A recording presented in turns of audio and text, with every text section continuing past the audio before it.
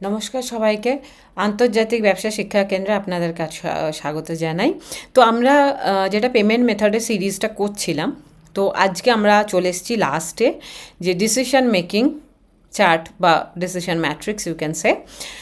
তো কোন সময় আমরা কোন অস্ত্রটা ইউজ করব, এটা নিয়ে কথাবার্তা চলছিল। তো আজকে আলটিমেটলি আমরা শিখতে শিখতে শিখতে আজকে ওই জায়গায় পৌঁছে গেছি যে আমরা অস্ত্রের ব্যবহার করা শিখব। তো আমার কাছে রয়েছে তাহলে advance payment, letter of credit, document against payment, document against acceptance, open account. 5টা অস্ত্র আমার কাছে রয়েছে। এবারে 5টা অস্ত্র যখন রয়েছে, এবার আমাদেরকে কী কী জিনিস, একটা এক্সপোর্টার যখন থাকছে তখন তাকে কী কী জিনিস মাথাতে রাখতে হবে এবং তাকে সেটাকে অফার করতে হবে যে এটা কেন শেখা, এটা শেখাটা কারণটা হচ্ছে, সাপোজ আপনি হয়তো নতুন, আপনি হয়তো প্রথমবার বিজনেস করছেন বা আপনি হয়তো বিজনেস করেছেন, বাট আপনি হয়তো এর ওর থেকে শুনে করছেন যে হ্যাঁ সবাই বলছে এটা এলসি চলছে, হ্যাঁ এলসি চলছে, অ্যাডভান্স পেমেন্ট চলছে, অ্যাডভান্স এরকম না। আপনি নিজের মাথা খাটিয়ে দেখুন যে কোন, মানে আপনাকে নিজেকে বুঝতে হবে যে এই সিচুয়েশানে আমি এই অস্ত্রটা ব্যবহার করব। এবারে যেমন ধরুন আপনি অ্যাডভান্স পেমেন্ট কখন ইউজ করবেন? অ্যাডভান্স পেমেন্ট, আপনি এক্সপোর্টার, আপনি অ্যাডভান্স পেমেন্টের কথা বলছেন, কখন আপনি অ্যাডভান্স পেমেন্টের জন্য আপনি ইম্পোর্টারকে ফোর্স করবেন বা আপনি ইম্পোর্টারের কাছে অফার রাখবেন যে হ্যাঁ আমি অ্যাডভান্স পেমেন্ট আমার চাই, তাছাড়া আমি মাল দেবো না। কারণ মাল চলে গেলে তো ফেরত আসার চাইতে ভালো অ্যাডভান্স পেমেন্ট নিয়ে আপনি কথা বলুন। যদি কেউ রেডি না হচ্ছে তাহলে আপনি ছেড়ে দিন কাস্টমার, কোনো অসুবিধা নেই, তাই না? কিন্তু এটা কোন সময়? সব সময় না, কোন সময়? যখন ইম্পোর্টার আনসার্টেন, আপনি ইম্পোর্টারকে জানেনই না, তখন আপনি অ্যাডভান্স পেমেন্টের কথা বলুন। ইম্পোর্টারকে আপনি জানেন না, হয়তো আপনি রিলেশনশিপ প্রথমবার দেখছেন, তার জন্য আপনি জানেন না। ইকোনমিক স্টেবিলিটি, আপনার কান্ট্রি ঠিক নেই, ইয়া আশপাশে কান্ট্রি ঠিক নেই। কাস্টমার ইয়া তো প্রোডাক্ট ডিমান্ড হচ্ছে কাস্টমাইজড। হয়তো বলছে যে লেদারের ব্যাগের মধ্যে আমার এইরকম ডিজাইন চাই, আপনাকে হয়তো সেটার জন্য ও হয়তো 20টা প্রোডাক্ট বলেছে, আপনাকে 20টা বানিয়ে দিতে হবে। তো আপনার কী হবে? আপনার কস্ট লাগবে। আপনি ওকে কনভিন্স করুন যে আপনি 20টা প্রোডাক্টের জন্য যে চাইছেন আমার কাছে কিন্তু ফান্ড নেই, আপনি তার জন্য অ্যাডভান্স পেমেন্ট পাঠান, অ্যাটলিস্ট 60%, 80% আপনি অ্যাডভান্স পেমেন্ট পাঠান, তবেই তো আমি প্রোডাক্টটা বানাবো। এবং এই রকমই ডিল চলে। সুতরাং আপনি যদি প্রথমবার করছেন বা যারা স্টুডেন্ট, আমি তাদের জন্য বলছি যে এটা কিন্তু কোনো নতুন ব্যাপার না। আপনি প্রেশার দিতে পারেন যে আপনি 60% আমাকে অ্যাডভান্স পেমেন্ট পাঠিয়ে দিন বা 80% অ্যাডভান্স পেমেন্ট পাঠিয়ে দিন, ঠিক আছে? ট্রানজ্যাকশান সাইজ অনেক লার্জ, আপনার কাছে হয়তো আপনি সাপ্লায়ার একটাই বা সাপ্লায়ার 5টা, বেশি নেই, আর ট্রানজ্যাকশান সাইজ এতটাই বেশি যে আপনি 10 লাখ, 20 লাখ, 30 লাখে ডিল করেন, হঠাৎ করে একটা 1.5 কোটি টাকার এসছে, আপনি 1.5 কোটি টাকা কেমন করে করবেন? তখন আপনাকে পয়সা চাই, তবেই তো 1.5 কোটি টাকা প্রসেস করবেন, তখন আপনি এটা চিন্তা করবেন। Cash flow fast and assure, আপনি জানেন যে ক্যাশ ফ্লো চলে আসবে, তখন অ্যাডভান্স পেমেন্টের কথা। এমন না যে হ্যাঁ ক্যাশ ফ্লো পরে আসছে, বা অ্যাডভান্স পেমেন্ট মানেটাই হচ্ছে ক্যাশ ফ্লো চলে আসবে, ঠিক আছে? তো এই যে এইগুলো হচ্ছে অ্যাডভান্স পেমেন্ট, আপনি তখন ডিসিশন নেবেন, ঠিক আছে? লেটার অফ ক্রেডিট, আমি আগেই বলেছি, লেটার অফ ক্রেডিটে যখন বলছিলাম, লেটার অফ ক্রেডিটে কিন্তু খরচ আছে।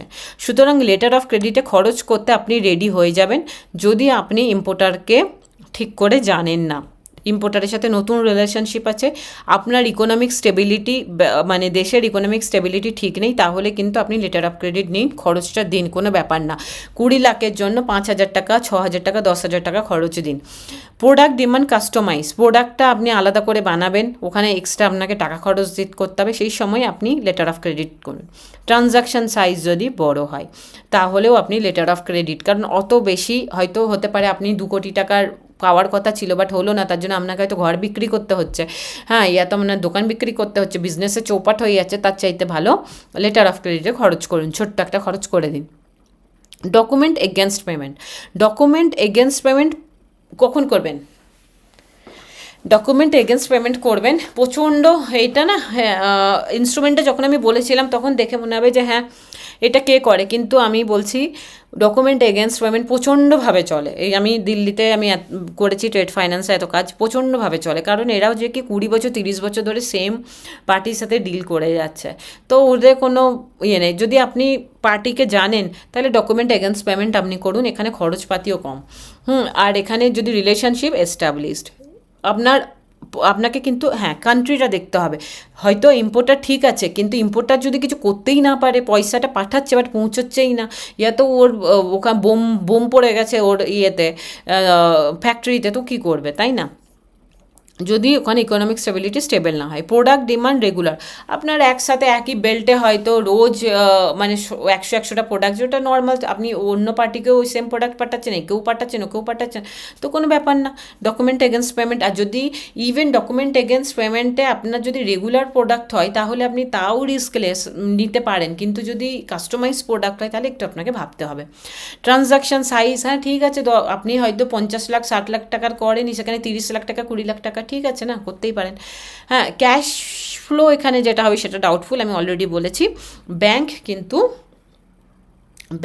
কিন্তু কোনো রকম রেসপন্সিবিলিটি নেয় না, তাই জন্য ক্যাশ ফ্লো কিন্তু আপনাকে মাথাতে রাখতে হবে ডাউটফুল। ডকুমেন্ট এগেনস্ট অ্যাকসেপ্টেন্স মানে হচ্ছে রিয়েলেবল, আপনি ইম্পোর্টারকে জানেন, যেমন ট্রাস্টওয়ার্দি এরকমই।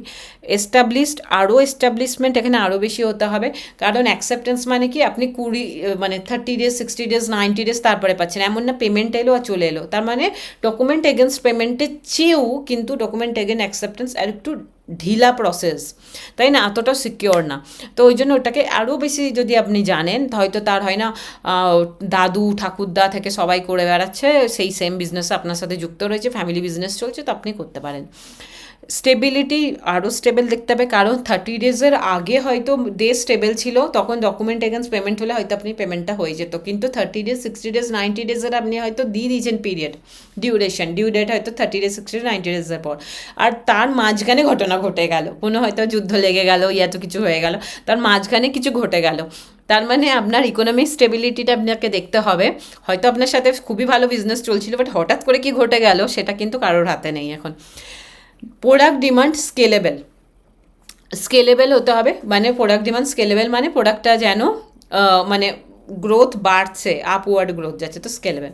ট্রানজ্যাকশান সাইজ ছোট হতে হবে, কি যেন যদি আপনি 30 60 90 ডেজ কাউকে যখন দিচ্ছেন, আপনাকে কিন্তু মাথাতে রাখতে হবে যে আমার যদি পয়সাটা না আসে তাহলেও আমি আমার হাতে অন্য যে অর্ডারগুলো রয়েছে সেগুলো আমি প্রসেস করতে পারবো। আপনার যেমন এমন কন্ডিশন না হয় যে ওর 50 লাখটা না আসার জন্য আমাকে 3টে অর্ডার ছাড়তে হলো, তাই না? সুতরাং আপনাকে মাথাতে রাখতে হবে ট্রানজ্যাকশান সাইজটা স্মল হতে হবে।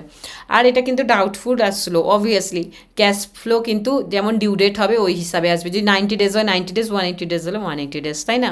সুতরাং আপনি এখন ইম্পোর্টারকে অফার করছেন, আপনাকে এগুলো মাথাতে রাখতে হবে যে আপনি অফার করবার আগে।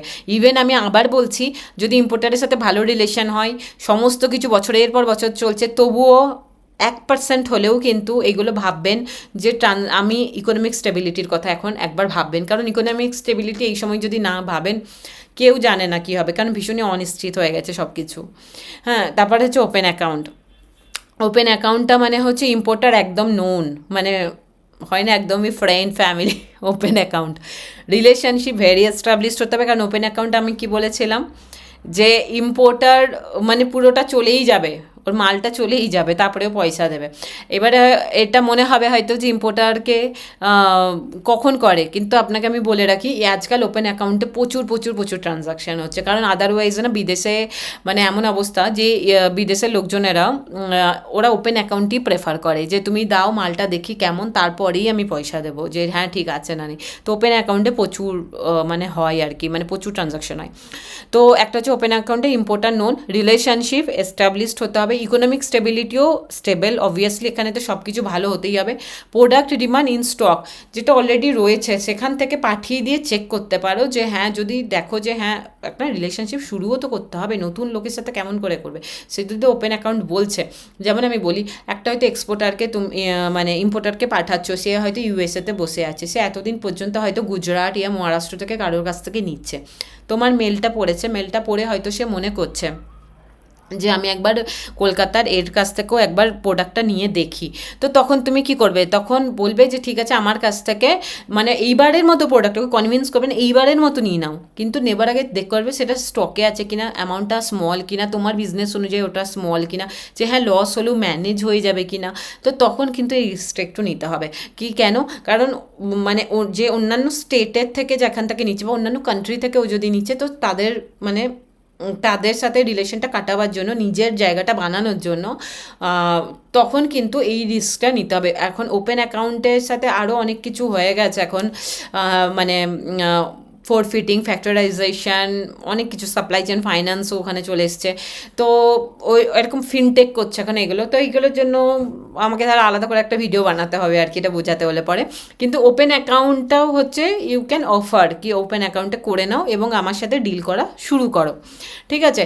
কিন্তু এবং ক্যাশফুল হোক, অবভিয়াসলি ডাউটফুল, বাট হ্যাঁ, যদি তুমি আজ 1 কোটি টাকা ডিল করবার অভ্যাস আছে তোমার, তো সেখানে 10 লাখ টাকা ইয়া 5 লাখ টাকা পাঠিয়ে যদি রিলেশনশিপ তৈরি হয় তাহলে তৈরি করো। আর প্রোডাক্ট যদি তোমার ভালো হয়, কনফিডেন্স আছে, তাহলে তৈরি করো।